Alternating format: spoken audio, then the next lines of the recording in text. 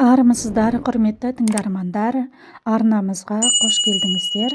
Тіркеліп, достарыңызбен бөлісе отырыңыздар. Қазақ халқы ежелден адамгершілікті, инабаттылықты, сыйластық пен сыпайылық қасиеттерді өз бойына сіңіре білген дуалы, салиқалы, от ауызды, орақ тілді дана қарттарымызды құрметтей білген. Бүгін сіздермен қарттар жайлы нақыл сөздермен, қазыналы сөздермен бөлісетін боламын. Арнамызбен бірге болыңыздар. Егер қарттар өздерінің көрген білгендерін жастарға айтып отырмаса, онда қарттардың өздері кінәлі. Платон. Жастық шақ даналықты меңгеруге арналған уақыт, ал кәрілік оны қолдануға арналған уақыт. Руссо. Бірде бар ынта-ықыласымен еңбек етіп жатқан бозбалаға сүйсінген Демокрит. Сен қарттығын ғажап тосап әзірлеп жатырсың деген екен. Үй сыртында төбең болса, ерттеулі атың, ел ішінде қазыналы қартың болса, жазып қойған хатың. Төле би. Қарттың жақсысы жастың жақсысын күн демейді. Шал Құлекеұлы. Есті адамның сөздерін ескеріп жүрген кісі де есті болады. Абай. Қарт адамдардың үйренуге де, ақыл айтуға да қатысы бар. Сухомлинский. Сен келген жоқсың өмірге, тек қана ішіп жейін деп. Келмеп пе ең осынау өмірге, сен де бір нәрсе дейін деп. Айта алмай кетпе, айтып кет, айта алмайсың қайтып кеп. Асқар Тоқмағамбетов. Біз көрген шалдар қартайып қалдым деп өкінбейтін, қайта Құдайға шүкір қариялыққа да аман сау жеттік-ау, бұған да тәуба деп отыратын. Немат Кемілбаев. Жасында көргені жоқтың өскенде айтары жоқ. Ғабиден Мұстафин. Жастығым өтті деп не керек уайым ғып, жігіттік дегеннің қарттыққа дайындық. Жылама ағайын жастығым тамам деп, жыла сен қарттыққа дайындық жаман деп. Қадыр Мырзалиев. Кәрілікке емтихан тапсыратын шәкірттей дайындал. Әбдіхам Шілтерханов. Қария өзімен тең отырып, ой бөлісетін, сөз қадірін өз қадіріне байлайтын. Терең тамырлы құйма құлақтарды аңсайды екен-ау. Шыңғыс Айтматов. Ақылды қарттар жастарға кедергі емес тірек болады, бәсекелес емес мұғалім болады. Балалықтың пәктігін, жігіттіктің шаттығын, егделіктің сабыры мен сақтығын сақтап қалған қарт бақытты. Өзің қартаң тартсаң да, сөзің қартаң тартпасын. Қарты бар үйдің қазынасы бар. Қария даналық пен өмір тәжірибесінің қайнар көзі. Өсиет те қарттарда, қасиет те қарттарда, қасірет те қарттарда. Әбдіхам Шілтерханов. Бала кезіңде оқығаныңды қария кезіңде түсінесің. Жастар армандайды, қарттар есіне алады. Жақсы адам қартайса жазып қойған хаттай, жаман адам қартайса бықсып жанған оттай. Өсетін елдің қарты қазына болар, өспейтін елдің қарты қазымар болар. Даналық қарттық бірге келе бермейді, кейде қарттықтың бірі өзі келеді. Қария бәріне сенеді, орта жастағы адам бәрінен күмәнданады. Жас адам бәрін біледі, қарттардың бәрі кезінде бозбала болған, ал бозбалалардың бәрінің қарттыққа жетер жетпісі неғай біл. Демокрит. Қартыңды сыйлай біл, күндердің күні болғанда, кімдердің белі бүгілмес бұқар жырау. Кәрілікке күлмей өзің де соған қарай кетіп бара жатырсың ғой. Мен андыр. Жасында байқары жоқтың, жасы жеткендей айтары жоқ. Көп жасағаннан сұрама, көпті көргеннен сұра. Халықтан қайырымдылықты, қариядан байымдылықты үйрен. Ел қариясы, ел қазынасы. Қарт адамның басына күн туып, жан сақтар қайраттан айрылса, шаман келгенше жәрдемдес. Әлішер Науаи. Неменеге жетістің бала батыр, қариялар азайып бара жатыр. Бірі мініп келместің кемесіне, бірі күтіп әнеки жағада тұр. Мұқағали Мақатаев. Мен қарапайым қарттарды сүйем, не деген керім еді. Не біледі осы жұрт, не біледі? Бабалардың баласы қариялар сиреп бара жатқандай көрінеді. Мұқағали Мақатаев. Әруағыңнан айналдым ұлы шалдар, өздерің жоқ сөздерің тірі шалдар. Светқали Нұржан. Есіне бәрін сақтаған, қағаздай қылып қаттаған, шежіре қартты күтіңдер, пайғамбар жасын аттаған. Әбдіхан Шілтерханов. Арқасынан ардың жүгін артқандай, батырлығы арғы атаға тартқандай. Мойымаған қиындыққа төзімді, бұрынғының қыран қабақ қарттар-ай. Қарттарым, сіздерге Алла саулық берсін, денсаулық ауыз бірлік бола берсін. Тап-таза абыройлы болғаныңды кейінгі ұрпағымыз жастар білсін. Жақсы қартайса жазып қойған хаттай, жаман қартайса бықсып жанған оттай. Қарты бардың жұрты бар, кемпірі бардың құрты бар. Қарттың айтқан істе, жастың тапқанын же. Бүгіннің қартымыз, кешегінің артымыз. Қарты бар елдің қазынасы бар, қызы бар елдің базынасы бар. Шалды шақыр асыңа келсін, шалдығына күл басыңа келсін. 6-ға дейін бала ерке, 60-тан кейін шал ерке. Жасында байқары жоқтың, жасы жеткенде айтары жоқ. Жігітке шалға қарттық, ал жігітке жастық жарасады. Жас жүрген жер мереке, қарт жүрген жер береке. Қартайған ата марқаяр, қанатын жазып қызы өссе. Қартайған ата марқаяр, халыққа жағып ұлы өссе. Қарт келсе асқа, жас келсе іске. Қартың болса жазып қойған хатпен тең. Көп қарттың ішінде бір бала дана болар, көп баланың ішінде бір қарт бала болар. Кәрісі кімнің бар болса, хаты соның қолында. Қарттар сөзі бекер кетпейді, шыбық ексең бақ үзілмейді. Қарт кебінін қапта сақта, өлігін апта сақта. Қарты бар үйдің құты бар.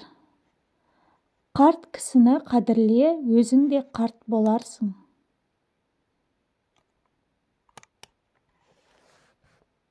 Халықтың қартын сыйлауы, елінің салтын сыйлауы. Ақыл жастан шығар, жүйрік аттан шығар, ақыл қарттан шығар, асыл тастан шығар. Ақылсыз қарт өкінішпен қартаяр, есті қарт қайғырмай-ақ қартаяр.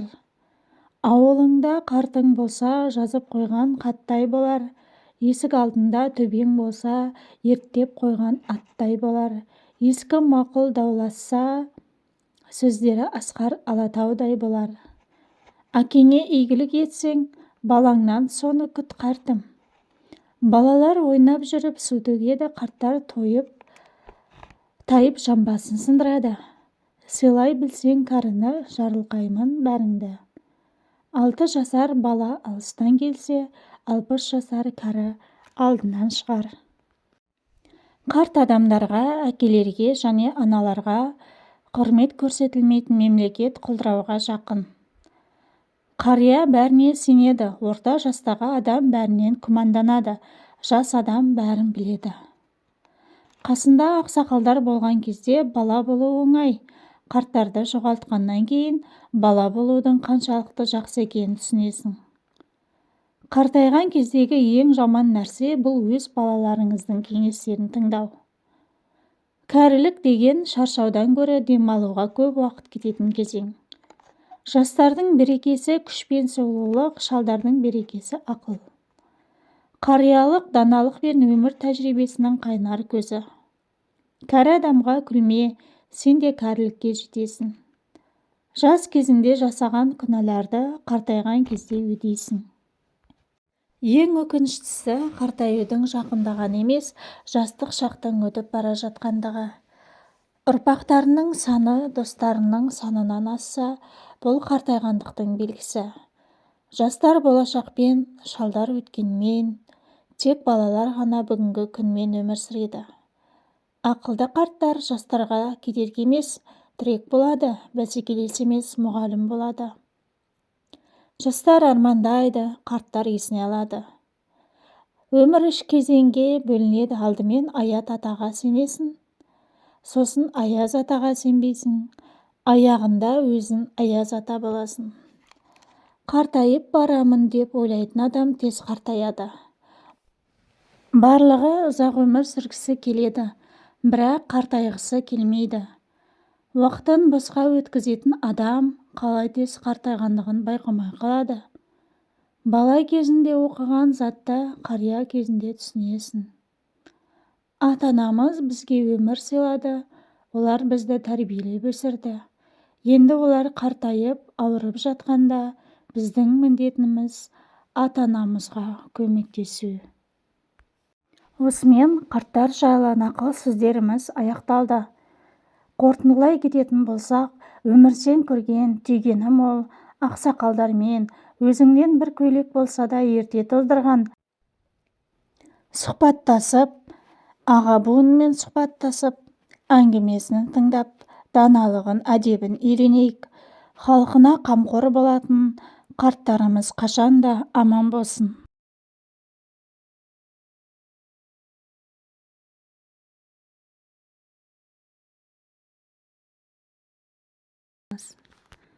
Егер біреу таршылық көріп сізден қарыз сұрап келсе, мүмкіндігіңізше бергеніңіз жөн. Себебі бір кісінің қажетін өтеумен қатар өзіңіз де шексіз сауапқа кенелесіз. Пайғамбарымыз оған Алланың игілігі мен сәлемі болсын. Кім бір мұсылманның мұқтаждығын өтесе,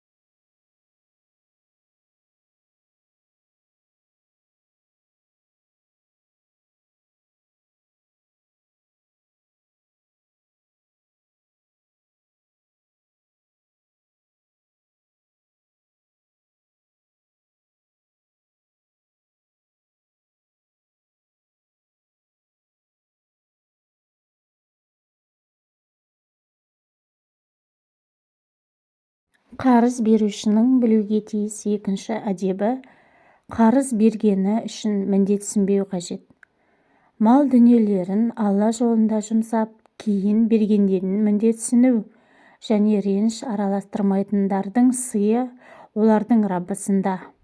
Оларға қорқыныш жоқ, әрі олар қайғырмайды. Бақара сүресі 262 аят. Жақсылықты жасырын жасап алып, соңынан міндетсіну ең жиіркенішті істерден. Бұлай сауап жинаймын деу бос әурешілік, орны толмас өкінішке ұрындыратын жағдай. Бұл туралы Құранда: «Ей иманға келтіргендер, мал дүниесін адамдарға рия, яғни көрсету үшін жұмсап, Аллаға және ақирет күніне сенбейтін біреу секілді садақаларыңды міндетсіну әрі ренжіту арқылы зая кетірмеңдер. Олай еткеннің мысалы үстін топырақ жапқан жылтыр тасқа ұқсайды. Сонда қатты жаңбыр жауып, оны жылтыр күйінде қалдырады. Олар істеген ісінен ешбір пайда ала алмайды» делінген. Бақара сүресі 264 аят. Адамдарға көрсету үшін істеген амалдары бұл дүниеде адамдарға көрінгенімен жаңбыр шайып кеткен топырақ секілді, ақыретте жойылып кетеді деген екен атақты тәпсірші Ибн Қасир. Байып кетсең байлыққа көп құнықпа, жүректегі иманыңды суытпа. Ей бауырым, сол байлықты Алланың өзі беріп өзі аларын ұмытпа деп ақындарымыз жырлағандай, бізге келген кез келген ризық Алладан. Алланың шексіз беруші деген есімі бар. Егер қаламаса қарыз беруге шамамыз келмес еді. Бізде болмаса өзгелер қарыз бер демес еді. Сол үшін міндетсінбеу тек Аллаға ғана жасаратын нәрсе.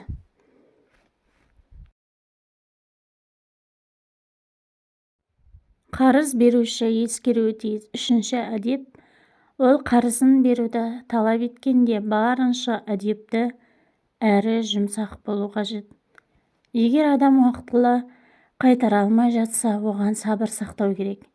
Кей адамдар қашан бересің деп ананың табалдырығын тоздырып жібереді. Сауабын үміт етіп беру керек.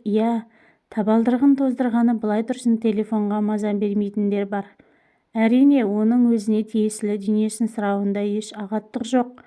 Мәселе өзгенің көңіліне тимей жанашырлық танытуда. Бассап айқайлап, бассап ұрыспай, көркем әдеппен талап ету адамгершіліктің белгісі. Бұл адамдардың арасындағы дұшпандық пен жек көрушіліктің алдын алады. Сол үшін Алла елшісі оған Алланың игілігі мен сәлемі болсын көптеген хадистерінде жұмсақтық, кеңдік туралы баяндаған. Пайғамбарымыз оған Алланың игілігі мен сәлемі болсын сатып алып сатқан кезде және қарызды беріп қарызды алған кезде жұмсақ болған адамды Алла жаннатқа кіргізсін деген. Ахмад ибн Мәжан Насай. Қарыз берушінің білуге тиіс төртінші әдебіне тоқталатын болсақ, келіскен мерзімінде қарызын қайтара алмай қалғанға қосымша уақыт беру. Яғни, борышты адам қайтара алмай жатса, оған кешіріммен қарап уақытын ұзарту. Кім қарыздар кісі қиын жағдайда болса, онда жеңілдегенше күту керек. Ал садақа етулерің егер білсеңдер өздерің үшін қайырлы. Бақара сүресі 280 аят. Қарыздар адам қиын жағдайда болып, оны өтеуге шамасы жетпесе, қарыз берген кісі оған қосымша уақыт ұсынғаны абзал. Ал егер қарыз беруші оның бір бөлігін не бәрін кешіріп жіберсе, онда ол өзінің игілігі үшін істеген болады. Қарызды кешіктіргенге сабыр ету, көркем мінезден және мейірімге жатады. Алла қайтарылатын бір күннен қорқыңдар. Сонда әрбір жанға істегені толық беріледі, әрі оларға әділетсіздік етілмейді. Бақара сүресі 280 аят. Пайғамбарымыз оған Алланың игілігі мен сәлемі болсын, қиямет күнінің қайғысынан құтылғысы келген адам қарыз алушының қарызын жеңілдетсін, немесе оны кешіріп жіберсін деген. Муслим. Қарыз берушінің білуге тиіс бесінші әдебі, шамасы жетсе қарызын кешіріп жіберу. Әбу Хурайрадан жеткен хадисте пайғамбарымыз оған Алланың игілігі мен сәлемі болсын, бұрындары адамдарға әрдайым қарыз беріп жүрген бір саудагер болыпты. Қарызын қайтаруға шамасы жетпегендерді көрсе қызметкерлеріне оған тимеңдер, мүмкін Алла бізді кешірер депті. Алла сол іс үшін оны кешіреді деген екен, яғни біреуге кеңшілік жасаған адам үлкен сауаптардан үміт ете алады деген сөз. Пайғамбарымыз оған Алланың игілігі мен сәлемі болсын, кім өзіне қарыздар адамға жеңілдік көрсетсе, немесе кешіріп жіберсе, ол қиямет күні аршының көлеңкесінде болады деген. Ахмад. Әбу Хурайрадан жеткен хадисте пайғамбарымыз оған Алланың игілігі мен сәлемі болсын, кім бір мүміннің бұл дүниедегі қиындығын жеңілдетсе, Алла оған қиямет күнінің қиындықтарының бірін жеңілдетеді. Кім қарызға батқан адамға жеңілдік жасаса, Алла оған дүние мен ақыретте жеңілдік жасайды деген екен. Қарыз берушінің білуге тиіс алтыншы әдебі, қарызды қайтарудың уақыты келмей, оны мазаламау. Бұл әдепті білмеушілік жүректе дүние қоңыздықты тудыруы ықтимал, және осы нәрсе адамдар арасында мейірімінің азайып, алауыздықтың күшеюіне алып барады. Қарызды тек мұқтаж адам ғана алады. Бір жақсылық істеген адамға Алла 10 сауап береді. Сауап үшін беру әрі оның мазасын ала бермеу керек. Мүмкін болса кешіру және оған дөрекі қарым-қатынас жасамауы керек. Қарыз берушінің осындай әдептері бар. Көршінің хақысын орындап, халін сұрап бармайтын адамның қарызын тезірек қайтаруын талап етіп, қылқылдай беруі есті адамға жараспайтын дүние. Қарыз берушінің білуге тиіс 7-ші әдебі қарыз сұраушы адамның ақшаны қайда жұмсайтынын білу. Бір-біріңе игілікте әрі тақуалықта жәрдемдесіңдер, күнәда және дұшпандықта жәрдемдеспеңдер. Алладан қорқып сақтаныңдар. Ақиқатында Алла қатты азап иесі. Маида сүресі 2-ші аят. Қарызды беруші адам сұраушының оны не нәрсеге жарататынын біліп алғаны абзал. Себебі берген халал ақшасы харамға жұмсалатын болса, тағы да сауаптан мақұрым қалады. Онымен қоймай күнә арқалауы мүмкін. Хадисте егер кім ұрланған зат екенін біле тұрып сатып алса, соның күнәсіне серік болады деген екен. Қарыз бергеннен кейін оның үстіне ақша қосып қайтаруын талап ету, немесе кесілген мерзімде қарыз қайтпаған жағдайда осылай талап қою шариғат құптамаған амалдардан болып саналады. Себебі Алла Құранда сауданы адал, өсімді арам деген адам байлығынан сұралады.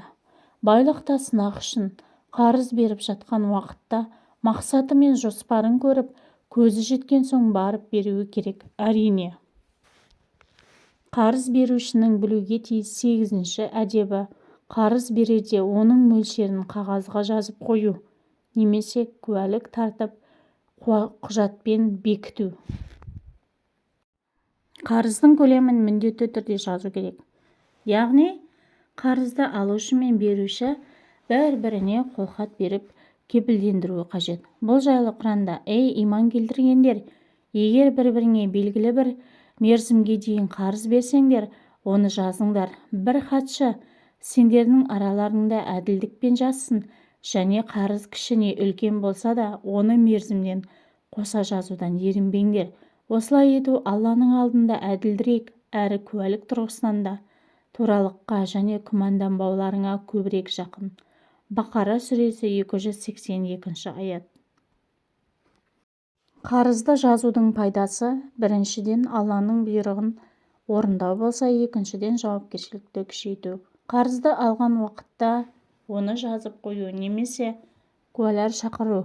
Уақыт өткен соң алыс-беріс қалған адамдар арасында түсінбеушілікке жол бермейді. Ақшаңыз бола тұра қатты мұқтаж адамға қарыз бермеу сараңдық.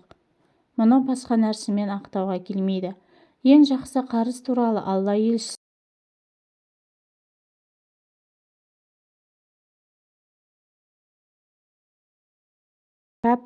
осы 7 түрлі қағиданы ашып тыңдауға кеңес беремін.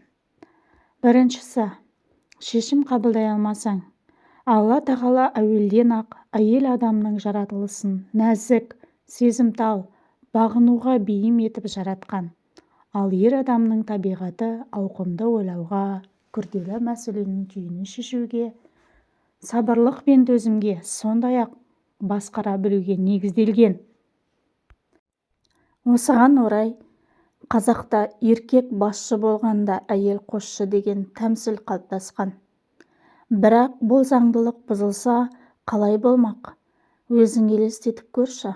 Ағашты жару үшін балтан емес, балғаны пайдалансақ, күшіміз бен еңбегіміздің еш кеткені осы ғой. Сол секілді отбасының жауапкершілігінен қашып, жалқаулық танытып, маңызды шешім қабылдауды әйеліңе жүктейтін болсаң, онда біліп қой.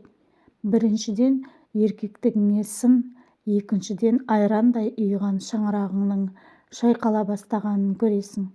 Үшіншіден, шариғатта пайғамбарымыз оған Алланың игілігі мен сәлемі болсын, сендердің әрбірің жауапкерсіңдер және жауапкершіліктеріңде болған нәрсе үшін сұраласыңдар деген. Имам Бұхари.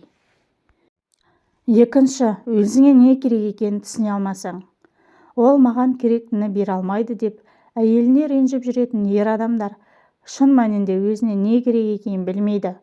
Оның мысалы түнде отты айналып ұшатын көбелек секілді не қанаты күйіп жараланады, не түбегейлі құрдымға кетеді. Нақты не ойлап тұрғаныңды өзің білмейтін болсаң, өзгелер қайдан білсін? Сондықтан шөлдеген уақытында су ішкің келгенін айта алғандай, жан-жарыңызға не қалайтыныңызды анықтап, байыппен түсіндіре біл. Үшінші, оған көңіл бөлмесең. Гүлдің әдемілігі сондай, қараған сайын көңілің көтеріліп, ерекше хош иісімен баурап алады. Әрине, егер сен уақыт бөліп күтімін жасасаң, егер олай баптауға уақытың болмаса, сенің еншіңе түсіп қашып, қурап бара жатқан гүл тиесілі. Енді кімге өкпелейсің? Өмірлік жарыңа да дәл сондай. Сосын оның маған деген қызығушылығы неге жоғалып кетті, және неге үнемі көңілсіз жүреді деп таң қалып жатасың. Жоғарыда айтқанымыздай, қыз баласы өте нәзік жаратылыс. Сол себепті үнемі әкесінің, ағасының, тіпті інісінің, ал тұрмысқа шыққаннан кейін күйеуінің үнемі өзіне назар салып, көңіл аударып жүргенін қажет етеді.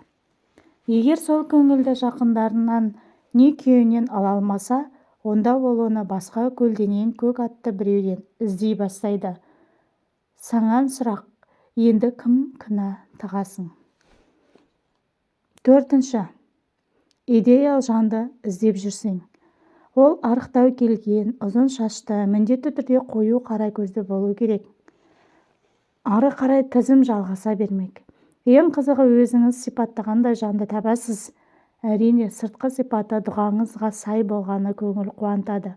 Енді оның ішкі болмысында дәл солай қабылдауға тиіссіз. Ол сіз ойлағаннан ашушаң, немесе тік мінезді болуы мүмкін. Міне, осы кезде мен сені осындай деп ойласам, басқаша болып шықтың. Мені алдадың, тағы басқа сөздер айтылады. Ал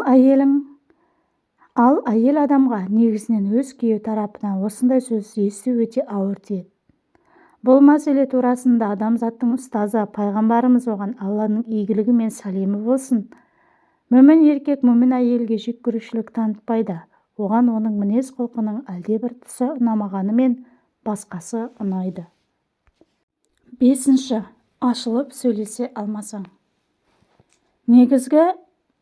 Негізінен әйел адам өздері айтатын екі есігі бар тоңазытқыш, айнасы бар шкаф, тон дегендерден гөрі күйеуінің қамқорлығына, ашылып сөйлесуіне мұқтаж. Сол себепті оның айтқандарына әрдайым мән беріп тыңда. Оның туыстарына, отбасына құрмет көрсет. Онымен ақылдасып тұр. Егер айтқаны дұрыс болса, пайдаланасың. Егер дұрыс болмаса, өзіңнің дұрыс деп тапқаныңды жасайсың. Қазақтың қабырғаңмен кеңес деген сөзі бекерден бекер емес екенін біл. Нәтижесінде апаларымыз айтпақшы, шалын қабағынан түсінетін тату-тәтті әулеттің негізгі қаланады дейді. Ал керісінше жұмыстан шаршап келдім, өз жұмысыңды жасаш, мазалай бермеш деп әйеліңізден ат-тоныңызды алып қашатын болсаңыз, ол өзін ешкімге керексіз сезініп, жоқ жерден ұрыс шығарып, ақыры ажырасуға алып баратын кикілжің туындауы мүмкін. Алла елшісі пайғамбарымыз Мұхаммед, оған Алланың игілігі мен сәлемі болсын, мүміндердің ішіндегі иманы ең кәмілі, мінез құлқы жақсы болғаны, сендердің абзалдарың әйелдеріңе жақсы болғандарың деген имам Тирмизи. Мынаны ескеріңіз, жартастар бір-бірінің жанында тұра береді, бірақ біз адамбыз ғой. Алтыншы, қарым-қатынасты тек әйелің реттейді деп ойласаң.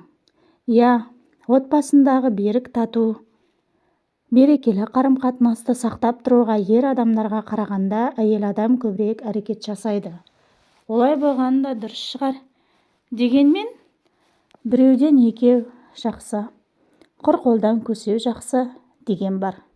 Алла алдында ақ некені қиып, әйелін өзіне аманат етіп алған ер азамат та бақытты отбасы үшін әйелімен бірдей тырысуы керек. Әйеліңмен арадағы сыйластық пен махаббатты арттырып отыр. Мысалы, сыйлық бер, ол салқындықты ашуды кетіріп сүйіспеншілікті оятады. Егер ол ауырып қалса, шай демдеп бер. Үйдегі кейбір жұмыстарды өзің де бірлесіп атқар. Тіпті пайғамбарымыз оған Алланың игілігі мен сәлемі болсын сияқты жарыңызбен ойнап та тұрыңыз. Айша анамыз оған Алла разы болсын былай дейді: бір күні Алла елшісімен оған Алланың игілігі мен сәлемі болсын аңға шықтым. Мен ол кезде жас әрі арық қыз едім. Пайғамбар басқа адамдардан олардың алға жүріп кетулерін өтінді. Сонан кейін маған екеуміз жүгіруден жарысайық деді. Мен жарыстым да одан озып кеттім. Ол ештеңе демеді. Мен уақыт өте келе салмақ жинадым. Бірде онымен таңғы аңшылыққа шықтым. Бірақ әлгі оқиғаны ұмытып кетіппін. Ол тағы да адамдармен жүріп кетулерін сұрады. Сонан кейін маған екеуміз жүгіруден жарысайық деді. Ол мені басып озды да: бұл жеңіс алдыңғы жеңіліс үшін деп күлімсіреді. 7. Егер қызғанбайтын болсаң. Егер ер адам қабырғасын қызғанып, басқарып, қадағалап, ол үшін шешім шығаратын болса, онда әйел ол еркекті сүйе түсінеді екен. Себебі әйелдің жаратылысы сондай, ол біреуге сүйенбесе гүлдемейді, ал арқа тіреп, күш-жігер сезінсе жайқала түседі. Хадисте сахаба Сағд ибн Ғубада: егер әйеліңнің қасынан бөтен еркекті көретін болсам, ол еркекті қылыштың жүзімен ұрар едім дегенде, пайғамбар оған Алланың игілігі мен сәлемі болсын: сендер Сағдтың қызғаншақтығына таңырқап тұрсыңдар ма? Мен одан да асқан қызғаншақпын. Я, ал Алла менен де асқан қызғаншақ деген. Сондықтан ер адамның өз әпке қарындасын қызғанып қоруы оның еркектігінің ағалық абыройының биіктігінің көрінісі. Еркектің қызғанышынан қақпақ кеткенде әйелден ұят кетеді. Біз осыны түсінуіміз керек. Жаман айтпай жақсы жоқ деген, қанаттыға қақтырмай, тұмсықтыға шоқтырмай, мәпелеген балаңыз өскенде бетіңізден алып сөзіңізді тыңдамаса, немесе әлжуаз шешім қабылдай алмайтын қорқақ болса, не істей аласыз? Салыңыз суға кетіп, күніңізді тек күрсінумен өткізбесеңізге кім кепіл? Бұл да басқа келген бір пәле ғой. Осы орайда 10 пәленің 9-ы тілден деген аталы сөзді талай рет естіген боларсыз. Бүгін осы тұрғыда әңгіме өрбітсек дейміз. Ой, біз баламызға не айтпай жүрміз? Кейде қатты ашумен жар емес, миғыла, оңбаған деген сөздерді де айтып қалатынымыз жасырын емес. Алайда ата-ананың балаға айтқан сөзі дұға, тілек есебінде кетіп қабыл болып кетуі әбден мүмкін екен, білесіз бе? Алла елшісі оған Алланың игілігі мен сәлемі болсын былай деді: өздерің де, балаларың да, мал-мүліктерің де лағнет шақырмаңдар. Әрі бұл Алладан сый тілейтін уақыт мезгілімен сәйкес келіп қалмасын. Өйткені Алла сендердің дұғаларыңды қабылдауы мүмкін. Иә, ата-ананың сөзі баланың болашағына әсер етуі мүмкін. Балаңызды қандай нәрсемен сипаттасаңыз, ол соған бейім болады. Өзіңіз сүмей, топас, нақұрыс деп ұрсып алып, ертең ештеңе түсінбейтін адам алдыңызда тұрса, оған неге сондайсың деп ренжуге қақыңыз жоқ. Себебі сіздің сөзіңіз өзіңізді ұстауыңыз оның өміріне әсер етеді. Сондықтан біз сізге мамандардың сараптамасынан өткен балаға айтуға болмайтын сөздердің тізімін жасадық. Ең бірінші, ол сенің қолыңнан түк келмейді, әкел, өзім жасаймын деген сөзді айтуға мүлде болмайды. Мамандардың айтуынша бұл баланың бетін қайтарып, үнемі сәтсіздікке ұшыратады. Ол өзін ақылсыз және икемсіз сезінеді. Және алдағы уақытта үлкендер тағы ұрсады деп өзі біліп жаңа іс бастай алмайтын болады. Сол себепті оның жасаған әр ісі мейлі қате тіпті мүлдем пайдалануға жарамайтын болса да, оны үнемі қолдап отыру керек. Өйткені сіз түкке тұрмайтын болып көрінген сол заттың артында балаңыздың қаншама еңбегі мен ынты-жігері жатыр. Ал еңбек бағалануы тиіс, солай емес пе? Сондықтан жарайсың балам, сен қолыңнан келеді. Тек мына жерін келесі жолы бұлай жасасақ болады екен деп жол көрсетіп жіберуіміз керек. Екінші, ұста, тек тынышталшы деген сөзді жиі айтамыз. Кішкентай баланың қызықпайтын дүниесі жоқ. Ол дәл қазір сізге 25 машинасын немесе қуыршағын алып бер деп жылап тұр. Сіздің шешіміңіз қандай болмақ? Кей ата-ана берші алып берші деген өткінші еркелікті көтере алмай, осы жыламасын, құлағым тыныш болса болды деп оның қалауын өте тез орындайды. Әрине, оны сатып алып бергеннен сіздің қалтаңызға ауырлық түсе қоймас, бірақ бұл баланың санасында мен жыласам болды, қалауымды тез орындайды екен деген теріс түсінік қалыптастырады. Ал бәріне қол жеткізіп үйренген бала үлкен өмірге қадам басқанда қолы жетпей қалған жерден мор сынып кетуі мүмкін. Сондықтан сіз оның ойын басқа бір арнаға бұрып әкетуіңіз мүмкін. Әрине, ол оңайға соқпасы анық, тіпті бір күні есінен шықпауы да мүмкін. Бірақ сіз балаңыздың болашағы үшін шыңдайсыз. Үшінші, тағы да мұндайды байқасам, таяқ жейсің деген сөзді де көп айтамыз. Қалыптасқан дағдыға сай барлығы осы құрық қоқан-лоққымен шектеледі. Не әкесі, не анасы жазаны жүзеге асырмайды, ал бала босқа қорқақ болып өседі. Мұндай сөздер баланы ренжітіп түсінбеушілік туғызады. Өз сәбиіңізді қорқытпаңыз. Бала белгілі жағдайда нені күтуге болатынын анық білу керек. Ал үлкендердің кенеттен кейуі еш нәтиже бермейді. Кей мамандар баланы өзі түсінетін деңгейде шара қолданып тұрғанда дұрыс дейді, бірақ бұл қол жұмсау деген сөз емес. Кейде балаңыздың өз қателігін түсінуіне қабақ түйіп бір қарағаныңыз да жеткілікті болуы мүмкін. Төртінші, мен саған дереу доғар дедім деген сөзді де көп айтамыз. Баламен бұлай дөрекі сөйлеуге болмайды. Бұл сіздің балаңыз ғой. Егер байқамай ашуыңызды көрсетсеңіз, кешірім сұраңыз. Бала өзін еш құқықсыз сезініп ренжиді. Сондықтан доғарудың орнына қарсы шығып, кішкентайлары жылап, жасөспірімдері үнсіз өз жайына кетіп тұйықталып қалады. Қысқасы, қалай болғанда да бұл сөз қалауыңызға жеткізбейді. Сондықтан адам ешқашан өзінің ақылдылығына, көп білетініне, немесе менің жасым үлкен ғой деп тәжірибелігіне сеніп қалмауы керек. Кейде сіздің ойыңызға келмеген тың идеяны ол оңай табуы әбден мүмкін.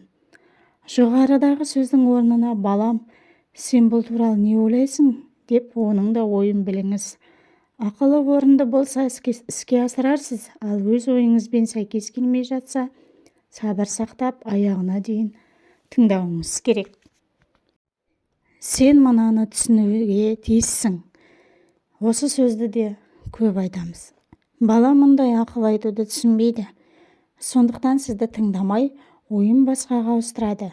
Ал бала сол сәтте беймаза, ренжулі, не ашулы болса, сіздің сөздеріңіз тіпті қабылданбайды. Оның да адам екенін, белгілі бір уайымы ойлап жүрген өз мәселелері бар екенін ұмытпаңыз. Сондықтан сіздің ең дұрыс деген ақылдылығыңыз да сол сәтте түсіне алмайды. Алтыншы, балалар, қыздар бұлай жасамайды деген сөзді де жиі айтамыз. Мұндай жиі қайталайтын ата-ана балада белгілі бір стереотип қалыптастырады. Кейін ересек өмірінде есейген жігіт өз сезімін, іс-әрекетін лайықсыз деп ойлайды. Ал қыздар өзін ерлерге арналған кәсіппен айналысамын, не ұсқынсызбын, ұқыпсызбын деп үнемі бір нәрсеге көңілі толмай өзін кінәлі сезініп жүреді. Сондықтан бұл ақылды жалпылама түрде емес, өз балаңыздың бойындағы қасиеттерімен байланыстыра отырып айтыңыз. Балам, сенің бойыңда батылдық қасиет бар. Сондықтан мына ісің саған сай келмей жүрген сияқты.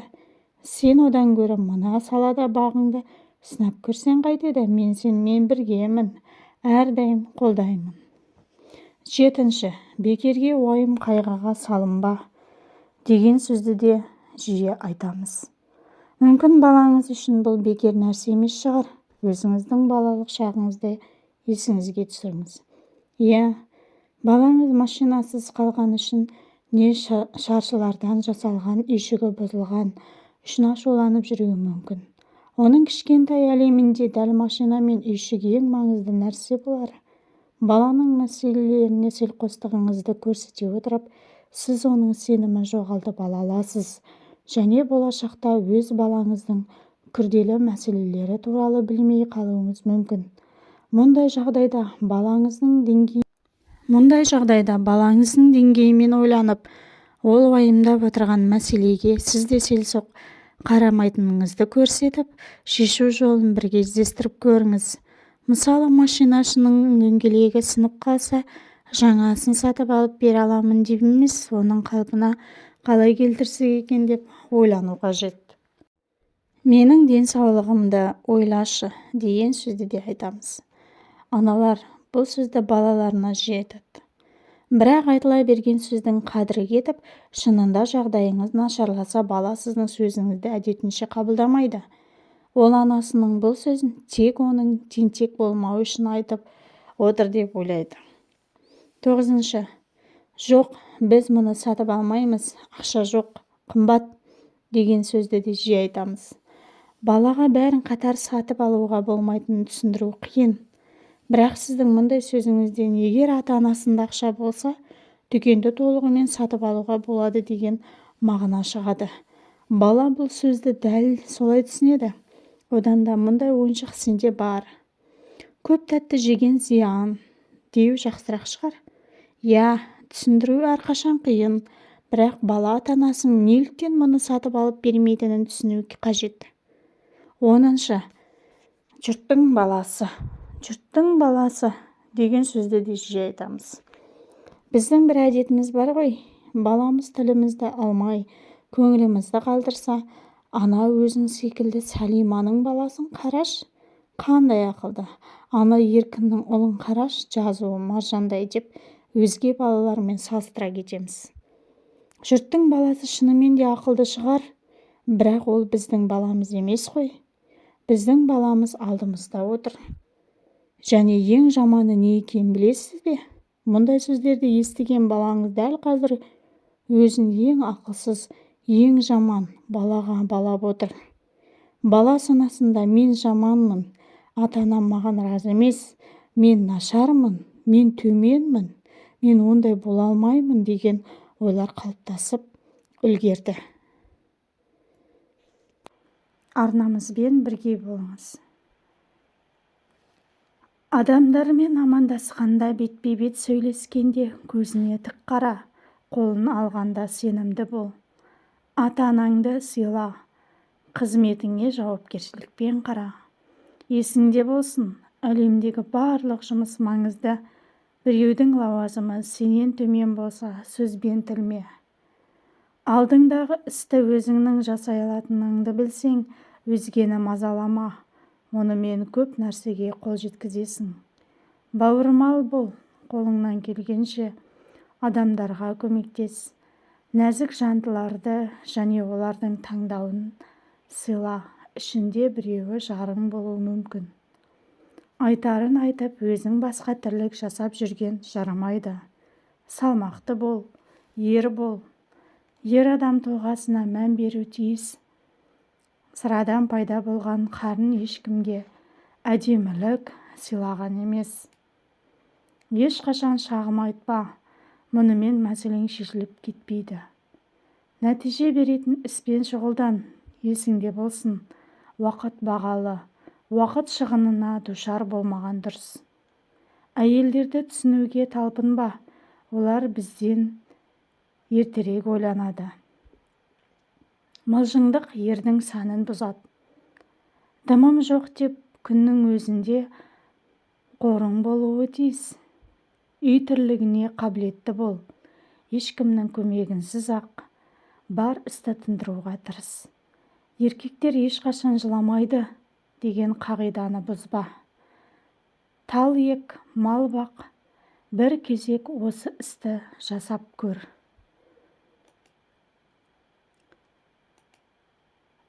Ұлым, сұлу әйелге сүйсінем деп, жанарыңды жоғары көтерме. Өзіңді емес сұлуға сұқтана қарау жараспайды. Көп адам әйелдің сұлулығынан құртқан. Өйткені сұлудың махаббаты күл қылып күйдіріп жіберетіні жалын іспетті. Ұлым, ақылдыға ілессең адаспайсың, ақымаққа ілесіп ақыл қоспайсың. Ұлым, ағашты бұтағы мен жемісі, ал тауды қалың орман қалай көркейтсе, еркекті балалары мен әйелі солай көркейтеді. Бауырлары да, әйелі де, ұлдары да жоқ адамды жаулары көзге ілмейді. Ол жол айрығына өске ағаш сияқты әр өткен адам жемісін жұлып әкетеді.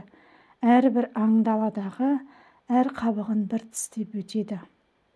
Ұлым, тәтті тілмен сөйле, аузыңнан шыққан сөз жылы болсын.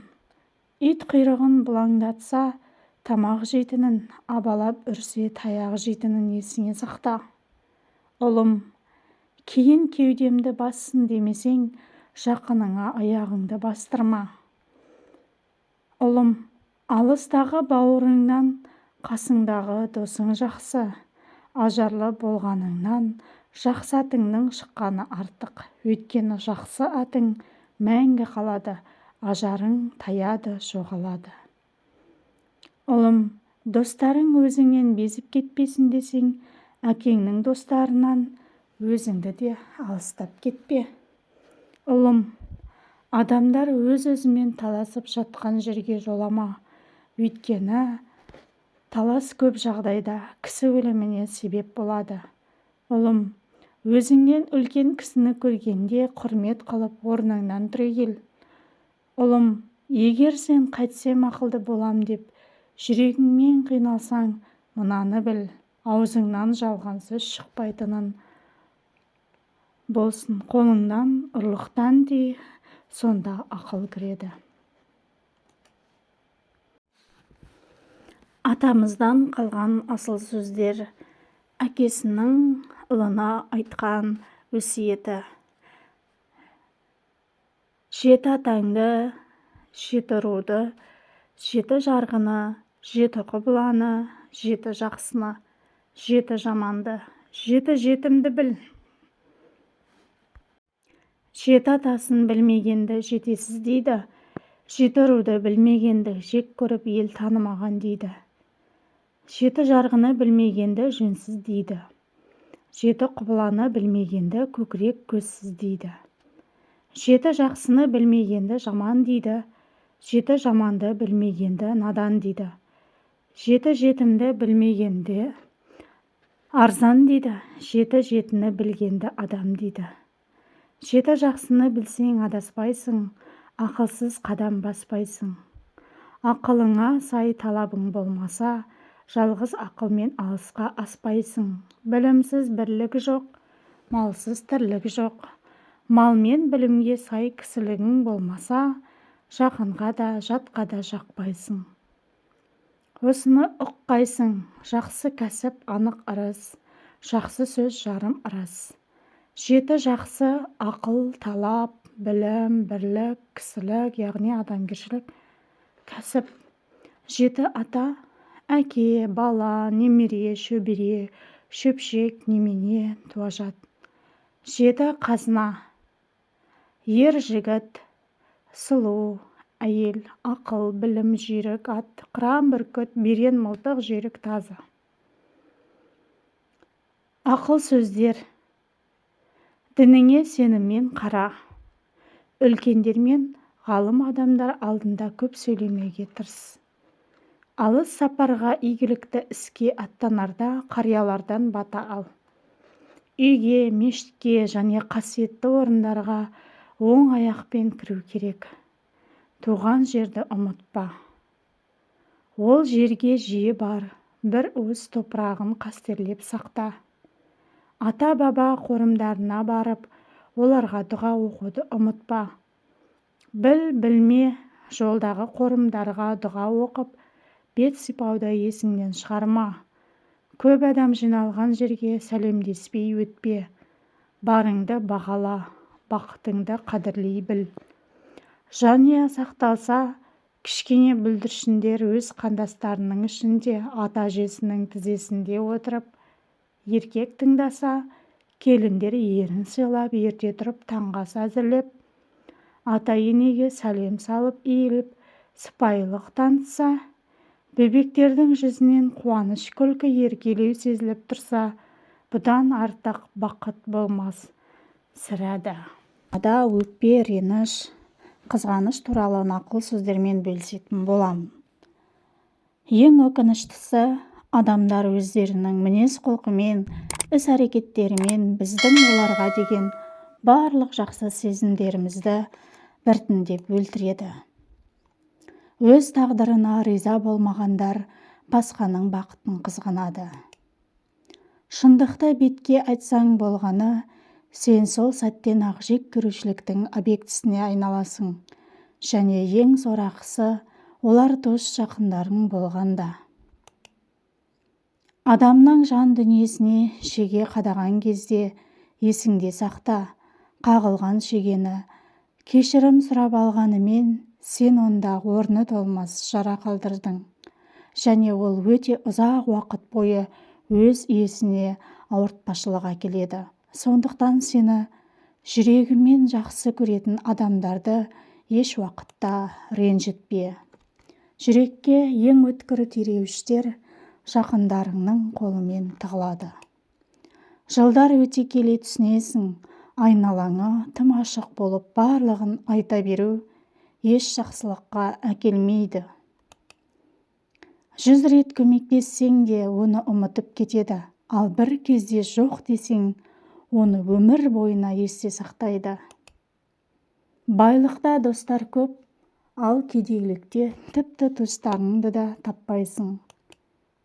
Өмірде жақын адамдар бар, сен олардан үміт күтіп отырғанда, олар сенің аяғыңнан шалып қалады. Біз әрқашан басқалардың сезімін жаралауға қорқамыз, ал біздің сезімдерімізбен ешкім де санаспайды. Өмірдегі ең бастысы байлық пен ақша емес, ең бастысы жақындарың мен туыстарың саған сатқындық жасамай, түсіністік танытқан кездегі. Сенің жан дүниеңе түкіретін сан түрлі адамдар бар, және ең қызығы осылай жаса отыра отырып, олар сені емес, сен оларды ренжіткендей айналаға паш етеді. Сонымен қоса кешірім сұрауыңды да талап етеді. Кей адамдарға жақсылық жасасаң да жақпайсың, нәтижесінде сені кім сұрады деп өзіңе бас салады. Осыдан ұққаным ең бастысы, шын жүрегіммен бізбен бірге болуды қалаған адамдарға ғана барлық уақытымызды арнау керек екен. Кейде біз ең жақын, сүйікті адамдарымызға өте немқұрайлы қараймыз. Құтты оларда еш уақытта айырылмайтындай, ал шындығында оларды жоғалтып алу туралы ойдың өзінен шошынамыз. Жақындарыңызбен тағдырды сынамаңыздар, өйткені адам қарым-қатынас темір емес, нәзік шыны сияқты, бір күні сынса оны жинай алмайсың. Неге біз көп жағдайда басқа адамдармен кездесуді аса қуанышпен күтеміз, бірақ әрқашан дерлік туыстарымызбен жақындарымыздан алысқа қашқымыз келіп тұрады. Адамдардың саған жасаған қылықтарын өздеріне жасайтын болсаң, түк түсінбегендей таң қалып кейде өкпелеп те жатады. Ешқашан өзің туралы жаман сөйлеме, себебі ол үшін көршілер, жақсы деген достар және ренжулі туыстар бар. Егер сен өз өміріңді бұзғың келмесе, дәл қазір өз өмірін бүлдіріп үлгергендерден аулақ бол. Өмірдегі ең қиын таңдау ол алдыңдағы көпірлердің қайсысынан өтіп, қайсысынан өрттеп кету екендігі.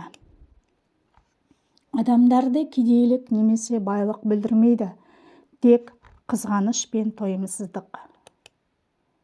Егер сен туыстарыңмен қарым-қатынасты білдіргің келмесе, ешқашан және ешқандай жағдайда олармен өзіңе қатысты маңызды нәрселерді талқылама. Маған өмірде қаныммен емес, іс-әрекеттерімен туыс болып кеткендерге мың алғыс білдіремін.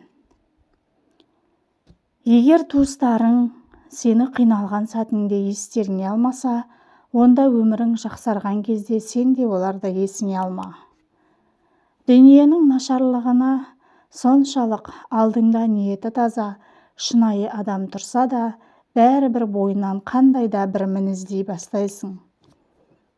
Жақын адамдарыңды тағы бір рет құшақтап, оларды қаншалықты жақсы көретініңді айтуға қорықпа.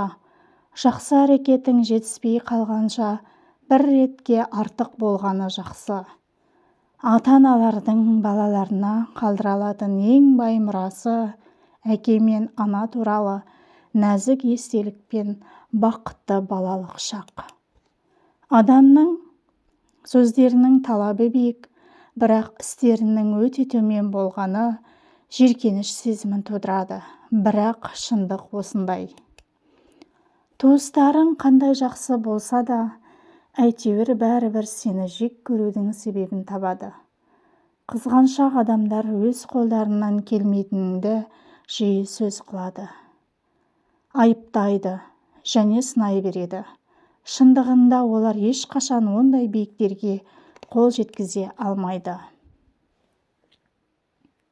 Егер жақын адамдарың сенің көз жасыңа себепкер болып жылататын болса, онда бұл ашық сөйлесудің және эмоцияларыңды білдірудің ең жақсы уақыты болуы мүмкін. Жүректе жалғыздық орнаған кезде, ең жақын адамың бөтен сияқты болған кезде, аспанға қарап терең демал. Есіңде болсын, Аллах тағала әрдайым сенің жаныңда.